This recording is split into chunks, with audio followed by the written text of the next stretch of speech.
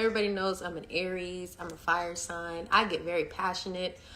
I seem nice online and innocent and everything, but you guys do not know. I will go to battle with my yelling, with my words, everything. I'm good at that, right? Wait, that's you? But you seem like such a good girl. For a modern celebrity, your fan base is your currency. It's the engine that powers streams, sells out arenas, and keeps a career afloat. So what happens when you declare war on your own supporters? What happens when the very people who built you up feel so alienated that they start abandoning you? This isn't a hypothetical. It's a high-stakes reality for Doja Cat, Demi Lovato, and Halle Bailey. Each of these stars reached a tipping point. Through shocking antics, public missteps, and bizarre controversies, they found themselves on the wrong side of their own fans, staring into the abyss of cancellation. An offended fan base in the age of social media is inevitable. Despite how flippant they can be, entertainers need them, and some are desperate enough to launch different campaigns to win back public affection. Doja Cat, after burning her old image to the ground and attacking her fans, is now returning to her pop side, trying to be less of a provocateur. Demi Lovato, after her yogurt incident, is also returning to her pop side and using nostalgia to cozy up to her fans. Halle Bailey is attempting to win supporters back after alienating them with her problematic antics while she was in a relationship with DDG. 3 stars, 3 crises, and 3 comebacks. But as they claw their way back, the question looms, in a world that never forgets, is forgiveness ever a guarantee or is it earned?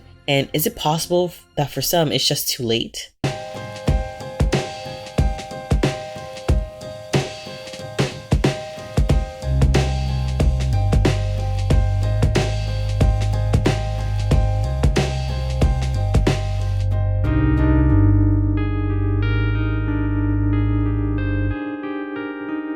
The bond between a star and their fans can be a fragile thing. The artist provides the art and a sense of connection. The fans provide adoration and fulfillment to said entertainer. But when one side feels betrayed, the whole system can collapse. For Doja Cat, Demi Lovato, and Halle Bailey, their breaking points came in different ways, but all equally damaging. Once the damage is done, a celebrity has to make a choice, disappear or attempt a comeback. This is the strategic pivot, a calculated effort to either apologize for the past or redefine the present or distract from it entirely. Doja Cat's alienation was a very self-inflicted wound, a brutal and very public dismantling of the fandom that crowned her a queen of internet-savvy pop. The trouble started online, where she turned on her followers with a bitterness that was impossible to ignore. When fans who called themselves kittens asked if she loved them, her response was ice cold. On July 23rd, celebrity blog Pop Base posted a conversation between Doja Cat and her fans who were asking if she could just say she loves them. Twitter user Doja Cat Iran wrote, "I want to hear you say I do love you guys, as a usual thing you say to your fans." To which the singer responded, "I don't though, because I don't even know y'all." Which is an incredibly fair thing to say, but my opinion is apparently not widely held in Doja's fan base, as another fan replied to Doja, user Daily Taylor T13 wrote, "And we don't know you, but we've supported you through thick and thin. Mind you, you'd be nothing without us. You'd be working at a grocery store making songs on GarageBand, miss high school dropout," which is a bit harsh. And Doja agreed with her replying, "Nobody forced you to, so I don't know why you're talking to me like you're my mother. You sound like a crazy person." Now, I don't like stan culture and would discourage anyone from being dedicated to a celebrity, but this was just mean.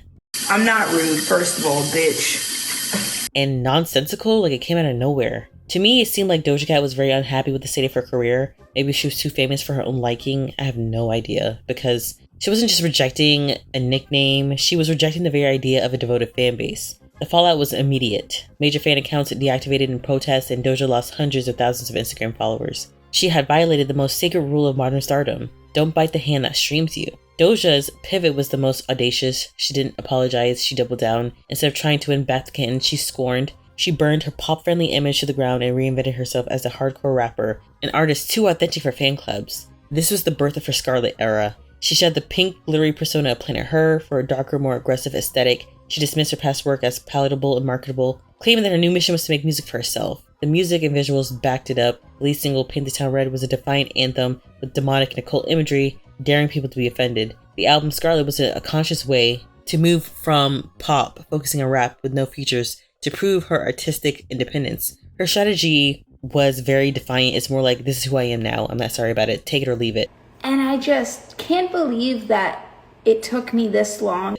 She gambled that the intrigue of her new persona would be more powerful than the anger of her old fans. Now, question is, did the gamble pay off? Well, yes and no. Doja Cat's scorched earth pivot turned into a mixed bag of commercial success and the beginning of the end. For example, her album Scarlet debuted at number 4 on the Billboard 200, a very solid spot. Its first week sales was around 72,000 units, which is pretty good, and the album spawned 2 massive hits, Agora Hills and Paint the Town Red, with PTR becoming the first solo track to hit number 1 on the Hot 100. Along with the album, her partnering tour, the Scarlet Tour, it also was a great success, selling out most of its dates and I think it made around 40 million on just its North American leg alone. Mind you, this was her first arena tour. I think she had another tour before this, but it was her big, massive tour after becoming a mainstream pop star. After all these achievements, you'd probably think that the music was good enough to overshadow her personal controversy for much of her audience. It's a reasonable assumption considering Doja did a similar move in the past with her chat room scandal. I'm gonna start with, I'm very sorry to anybody who's taken offense, to anybody who I've hurt. Doja Cat took to Instagram Live Monday morning in a lengthy video after the rapper was accused of participating in racist video chats. She was also called out for a song she wrote in 2015, mocking victims of police brutality. If you didn't know, Doja was caught spewing anti-black rhetoric to a white chat room, and she started putting out hit after hit right afterwards to kind of move past it, and it worked despite people never forgetting the incident. Lots of casual listeners agreed the music was just too good to actually hold Doja accountable. That wasn't the case for her Scarlet era though. Despite her great numbers, there were signs of a decline. After all, commercial success isn't the same as public forgiveness, and in the attention economy that we're operating in now, people can easily drum up interest in a specific thing and people can be like, oh my gosh, it's so successful, but it's like, is that real success, or is it just that people are just interested for that particular moment in time? Like, I don't understand it in any way. Take her tour, for example. It did super well, but in my opinion, it was due to two things. One, it was her first tour, her first arena tour after becoming a major pop star. And two, it was the first time she was performing all her big hits after the pandemic. Also, her Scarlet album, even though it did 72,000 first week, it did less than her previous project, Planet Her. So that says something. You can really tell all her vitriol left a bad taste in people's mouths. And then if you look at the numbers for the Scarlet Deluxe album, it was just like, it came and went. Really, you can tell things were real bad. Actually, you know what? Looking at Scarlet's pure sales tells you a lot about the whole situation. Like, yeah, I did 72,000 first week, but like, you look at those pure sales, it is god awful. So this was not a win for her. And you can tell things were real bad when this current V era Doja is leaning into. She's trying to lean into all the stuff that people loved from her, you know? Like, she's trying to be naturally beautiful, going back to being the stereotypical pop star, and doesn't get more heavy-handed than a single called Gorgeous. It's a hard time right now. You know, you could tell she's trying to earn more brownie points with the general public. She made up with a fan who she dragged online months prior. I threw that musty shirt away, by the way, which is kind of cold, but then she followed up to explain herself more and says, bottom line is, I'll smile at you, but it doesn't mean I F with you, and don't touch me and manhandle me when you don't even effing know me. If you know, you know. I honestly think I need to stand up for myself in the moment sometimes. And he didn't even know my effing name to be touching me, and kissing me on my face like that is crazy.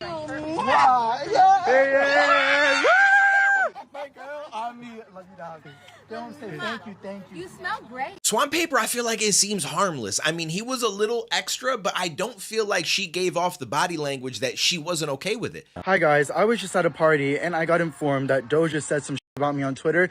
I just want to clear this up because it hurts, because I loved her. I've watched her at Coachella. I've never claimed to be the biggest fan, but I really stand her and I think her work is amazing. Doja was ranting online one day, posting about a horrible experience meeting a fan, inferring he was being disrespectful, manhandling her, and even commented on how bad he smelled. Soon after, a video was released of this interaction showing in real time how respectful the fan was and how Doja seemed amicable toward him, or like nice nasty, I guess. Whatever. And it further soured her to the audience who didn't understand why she'd randomly attack this fan, painting him as a creep when he appeared to be respectful. But with her new album around the corner, she thought it'd be a good idea to correct the whole debacle, publicly making up with the fan that she dragged online for the whole internet to see. But that didn't do much for her permanently damaged image or for her new album. It seemed people were disinterested as a whole. Nothing she did really captured attention. Mind you, Doja was teasing this V album as far back as February 2025, since that Lisa Ray collab.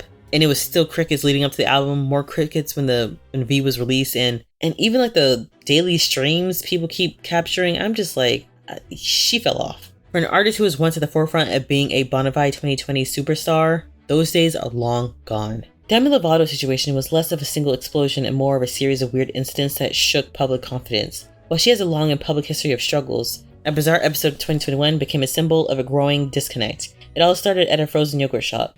Demi Lovato is coming under fire after blasting a yogurt shop for selling sugar-free items. The controversy was ignited after Demi told her 102 million Instagram followers that she was finding it extremely hard to order froyo from the Big Chill when you have to walk past tons of sugar-free cookies, diet foods, before you get to the counter.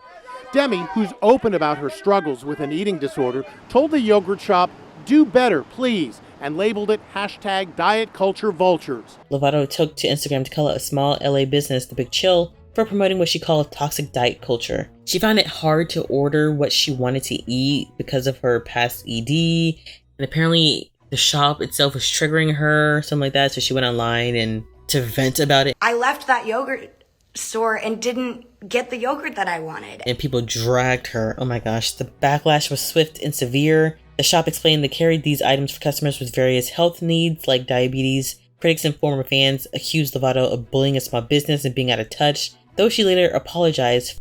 Froyo Gate became a meme for a celebrity picking the wrong fight. Demi Lovato took a similar path of restoration, similar to Doja Cat. First came the rock era of Holy F in 2022, followed by Revamped, an album of her old pop hits remade in, the rock style. These projects felt like a search for an authentic sound, but they didn't fully connect commercially. Recently, she signaled another pivot, admitting the rock stuff didn't work for her in 2025. Rock music isn't on top of the charts. I knew that it wasn't going to have the same commercial success that maybe Sorry Not Sorry had. So I wasn't putting out music to top the charts. I was putting out music that felt right and authentic to me.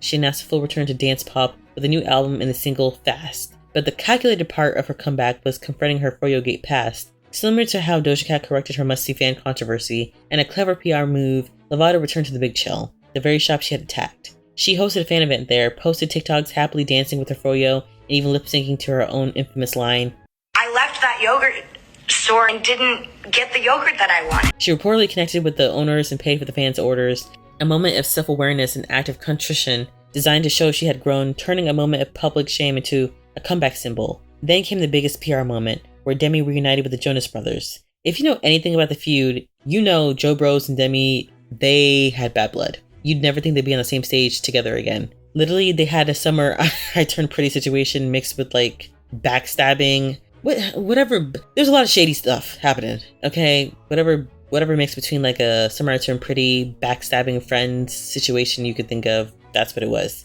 Anyways, the comeback was super successful, very nostalgic. It took over pop culture for a few days. Everyone was talking about Demi, and just in time for her new single. How does it go? That really didn't do anything, even though she had huge PR wins.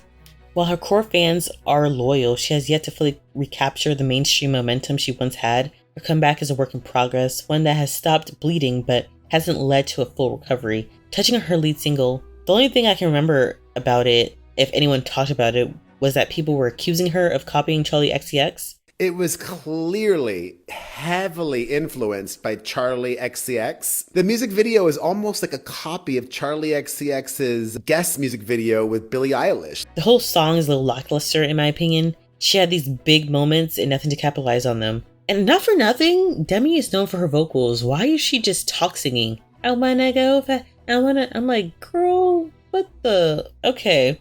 Nothing was good enough to really push her new comeback into the mainstream. So Demi is in an interesting spot right now where her PR is better than the output of her music. It's not that deep anymore. You know what I mean?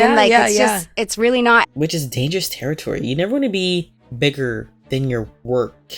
Otherwise, you'd just be really big on Twitter and no one's buying your music. Ooh, shout out. Who's that girl? So many hit tweets and people TikToks or whatever, hundreds and thousands of likes. And I'm like, buy the album then. It just doesn't make sense to me, honestly. It feels like they are using me as a weapon towards just being mean. Shout out Zara Larsson. I mean, people are slowly warming up to her. That Jonas reunion reminded people of the teen idol they fell in love with, and not for nothing, Demi's had 10 plus good years of good grace to help with her comeback, but the music needs to be better. Otherwise, she's going to creep near legacy territory where her peak is permanently behind her. Because it's been 3 albums now and she hasn't caught the general public's attention. Comment down below, by the way, if you want me to post a reaction to this album or whatever. Just let me know.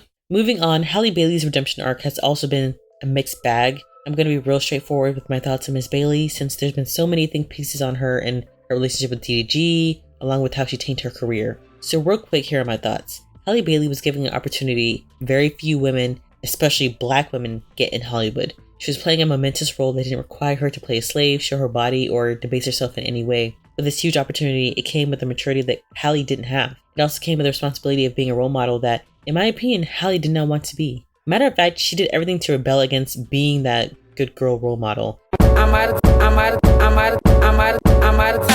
thugging with my round. My coochie pink, my booty hole brown. Where the niggas, I'm looking for the hoe. Quit playing nigga, cause like a bitch toe. Pound town, just left pound town. I think she was scared to take on the burdens, but was very quick to bask in its privileges, the brand deals, the red carpets, the designer clothes, etc., etc. And what I've noticed is that people were right about Halle. She isn't a good girl in the stereotypical sense, where we expect her to always be poised, be humble, and not be in any mess. That wasn't the case. Halle might have had a sweet and meek demeanor, but there was another side to her. I've always noticed it. If you're a real OG fan, you peeped it a while ago. I mean, her role as Sky on Grownish played on her dual personas. 80. We agreed on 100. These are unreleased Caillou EQTs. You know how fast you can run these things? Now run your cheap haggling ass out of here before I beat your ass with this box. Now, I always saw it as her being multifaceted, like Whitney Houston. We seen her cuss out Wendy Williams. Whitney, you keep yourself in the headlines. No, Wendy, y'all keep me in the headlines. I mind my business. I try to maintain what I got. Y'all want to know what I'm doing all the time. I don't give a about what you're doing all the time. But she was the kindest woman in show business. That was her dominant side. But in Halle's case, in my opinion, her sweet side was just as dominant as her mean-spirited side. I didn't see the truth until I saw how she handled her pregnancy and how she navigated the nail shop scandal. Halle Bailey's situation is the most complex out of everyone here. She's a mix of external and internal missteps. The initial alienation wasn't her fault though, but a wave of racist backlash after she was cast as Ariel in Disney's live action The Little Mermaid. She was targeted by a vicious online campaign to invalidate her role in a traditionally depicted as white. She responded with elegant evasion. Every time she was asked about it, she'd reply with leaning on her family for support and being a symbol for good representation for POC girls. It's important for us to see ourselves on screen because it makes us feel more included and like we're beautiful and like we can do it too. As a result, she really doubled down on the Disney princess brand, to rise above the negativity, but just for a little bit though. During the Little Mermaid promotions, she and Disney relentlessly focused on the positive messages of representation, positioning any criticism on her as an attack on progress itself. Her debut solo single, Angel, reinforces rebrand. The song is an empowering anthem about rising above negativity, a direct musical response to her critics. By wrapping herself in the armor of a Disney princess, Halle built a protective fortress around her image. During the promotion of The Little Mermaid, her romantic relationship took center stage, and her boyfriend DDG took every opportunity to make use of the clout. Whether it be subbing the male lead of the film or disrespecting Halle during her history-defining moment, things ramped up with the pregnancy of her son Halo, which she and her then-boyfriend DDG kept private. Despite the loud detractors, many people were happy for her and respected the couple wanting to keep their condition private. It has become commonplace with celebrities, most notably with Ashley Olsen, Jamie Chung, and Brenda Sung. However, there be times when the couple were accused of baiting speculation, and their dismissive nature over people's frustrations with their behavior really made things worse for them, especially Halle. Yeah. Hater, bye. Unfortunately, when it came to her pregnancy, Halle had trouble sticking to her golden rule. Speculations were rampant about her condition, and it didn't help that her ex was trolling the internet, posting her ultrasound for an April Fool's joke, and putting her in vlogs that you could see that she was pregnant, right? You could see it. Anyways, when online speculation about her having a pregnancy nose grew, her response was sharp. Listen, if I see one more person say something about my nose one more time, it's gonna be hell to pay. And you know why? 'Cause I am black. I love my nose. What is you concerned about my nose for? Leave me the hell alone. Notice how she used a race card in her response. The whole situation didn't need to be addressed. Another incident at a nail salon escalated when her then boyfriend DDG accused the business of racism. Okay, you guys, so Halle Bailey ended up getting into an argument with employees over her sister. So basically, she went in to get her nails done. Her sister was running behind, but they ended up not serving her sister. Now, her boyfriend DDG took to his Twitter and he had people just bombard their review, Take a look. What, Halle, just breathe. Just breathe. Chloe will be here soon. It's going to be okay. She keeps going at me, talking about, well, then she finally goes, I'm sorry, but we're going to have to cancel her. She can't get hers done today.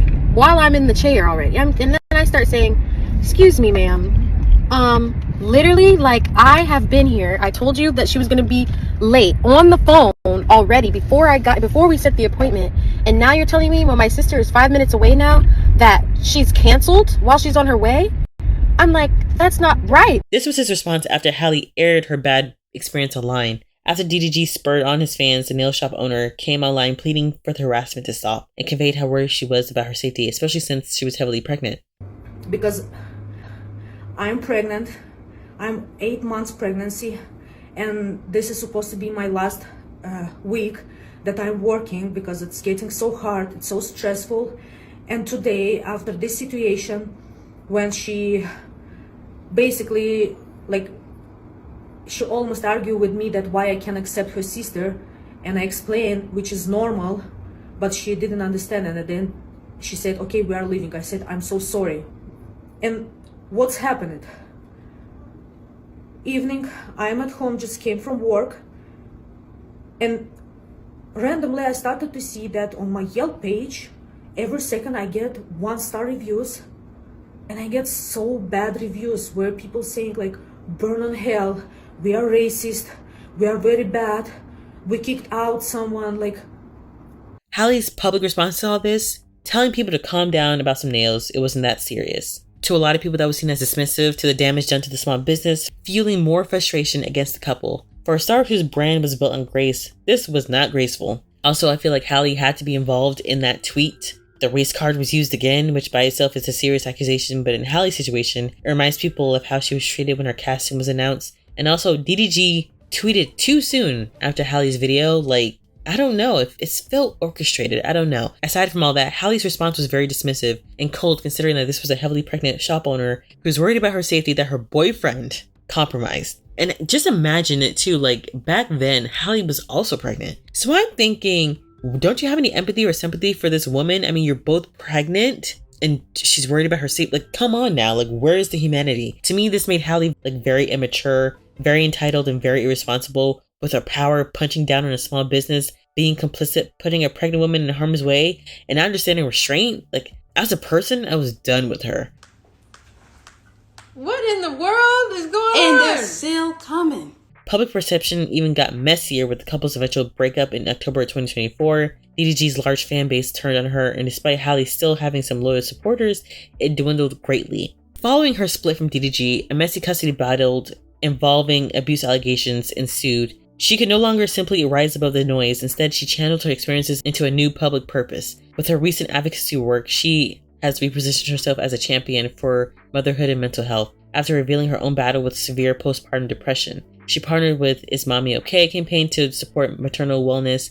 By using her platform to speak on these issues, she was honored by the city of Los Angeles for her advocacy. The strategic shift tried to change her narrative from being a target of online drama to a vulnerable, relatable advocate, using her struggles to connect with a wider audience. However, things didn't work out so well. Around the time Halle started her custody battle, Jay-Z and Roc Nation was experiencing another round of conspiracy theories. Being an evil organization, supposedly using their affiliates Halle and Meg Thee Stallion as puppets to do their bidding. So these conspiracy theorists questioned if Halle was actually awarded by the city. They questioned her abuse allegations. Okay, friends, so a lot of people are speculating that Roc Nation is attacking DDG and a lot of his other associates right now. So a lot of fans are speculating that Roc Nation is behind all these recent allegations against DDG. Content creator Baby Rich said he got a... The note said, stay in your tradition. Stay in your tradition. That Shay Frost is hiding out at a hotel.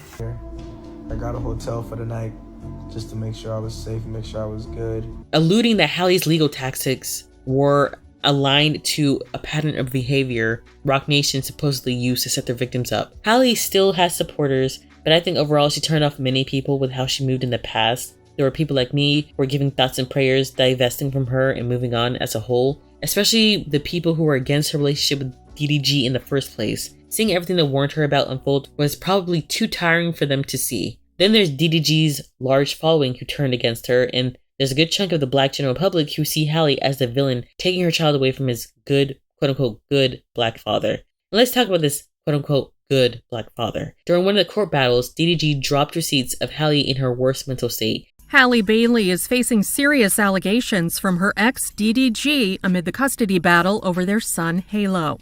In an emergency motion filed by DDG on June 4th, the rapper asked the court to deny Halle's recent request to take their 17-month-old to Italy for work, accusing the Little Mermaid star of being an imminent emotional and psychological risk to herself and their child. Alleged in court documents obtained by E! News that Halle routinely used emotional coercion and manipulation to exert her control over me, often threatening me by using self-harm or ending her life throughout their on and off again relationship of almost 3 years. In one alleged instance during Halle's pregnancy in 2023, DDG said she threatened me by demanding that we reconcile or she would go through with the abortion. DDG said the actress allegedly threatened to end her life using my legally owned firearm in another incident that same year, accusing Halle of grabbing the weapon and leaving their home without telling anyone her whereabouts. DDG alleged that Halle also stalked him during their relationship, as well as physically and verbally abused him. It's one thing telling people that you're struggling with your mental health, it's another to get a glimpse of it. Outside of court, one of the ways Halle fought back against the mudslinging was music, yet again. Because soon after DDG dropped his evidence, quote-unquote evidence, she released a new song called Brave Face, a song about her mental battles while being a public figure. And I immediately thought, oh wow, how convenient. DDG argues Halle is mentally unstable, she drops a song about her mental health. She had a whole song ready to go? Soon after that, she released the Vivo performance of Brave Face, and that's when my suspicions were confirmed. If you see the costuming of that performance, it matches the one from the In Your Hands video done a year ago, meaning this song was in the vault for a good minute. There's nothing wrong about it exactly how she did all this, but peeping how strategic this was too soon after her controversies made me more distrusting of her. The response to the song was odd. Her supporters ate it up though, but it seemed like people outside of her fans paid no attention. It came and went, so I'm not sure if it did what she wanted it to do. How on earth is Halle going to turn things around now? Well, she's got an album out, so maybe she'll use it as a way to change her narrative and ingratiate herself to the public, doubling down on being a dedicated mother and advocate for mental wellness. I mean, she already kind of stirred up some buzz, conjuring up discussions on trying to accept her body after pregnancy and liking a post about a struggling mother online. But I just keep thinking, what about that nail shop owner? What about that mother? What about her? But whatever. Moving on. Shadiness aside, moving on. From her debut album trailer, I think she might play up the victim angle, being caught up in loving someone so toxic he ruined her. But who knows? Maybe she'll talk about new love. She was spotted with a new man a few months back, so not too far-fetched. Despite all her efforts, Halle still hasn't fully won over the public's affection like she had at the beginning of The Little Mermaid. To be honest, I don't think she ever will. So what do these 3 comebacks tell us about survival in modern pop culture? Doja Cat, Demi Lovato, and Halle Bailey, all 3 stars, had in their own ways broken their parasocial contract. And in their pursuits to placate themselves to the public, it shows there's no single path to redemption. Doja Cat's Defiance succeeded somewhat commercially, but it proved that being a provocateur comes at a cost. Demi Lovato's journey highlights the value of owning your mistakes, but also its limits. Her for-your shop apology in Jonas Brothers Reunion was a masterstroke of PR, but it wasn't a magic bullet. It shows that an apology can open the door, but the art has to be good enough to keep it open. In Halle Bailey's case, it proves that the immense power of the Disney brand can only go so far. You also have to fortify it, not taking privileges for granted. Ultimately, a comeback is about choosing a new narrative and selling it with absolute conviction, whether through conventional art, humble apologies, or elegant rebranding. As always, thank you for watching. Please comment, like, and subscribe. Bye-bye.